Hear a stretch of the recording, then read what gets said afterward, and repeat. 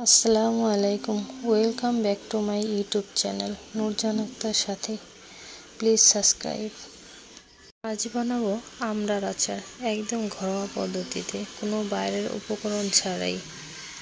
এরপর একটু ভাপ দিয়ে নিয়েছি যাতে টক পানিটা বের হয়ে আসে। আর চামড়াগুলো পরিষ্কার করে ধুয়ে সিদ্ধ করে ব্লেন্ডার করে নিয়েছি এবং এর মধ্যে দিয়ে দিয়েছি ওই ভাপ দিয়ে দেওয়া আমড়াগুলো। এর মধ্যে আমড়াগুলো দিয়ে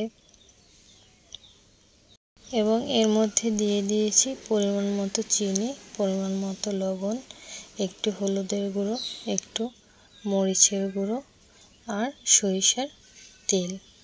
এগুলো দিয়ে ভালোভাবে নেড়ে চেড়ে বলক আনিয়ে নিয়েছি এবং যখন প্রায় হয়ে এসেছে তখন এর মধ্যে দিয়ে দিয়েছি পাঁচফোড়ন গুঁড়ো।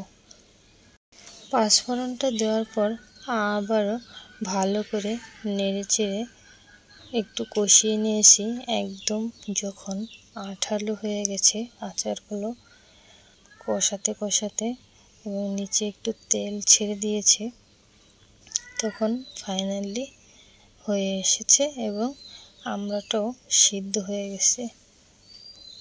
এই দেখুন ফাইনাল লুক চলে এসেছে।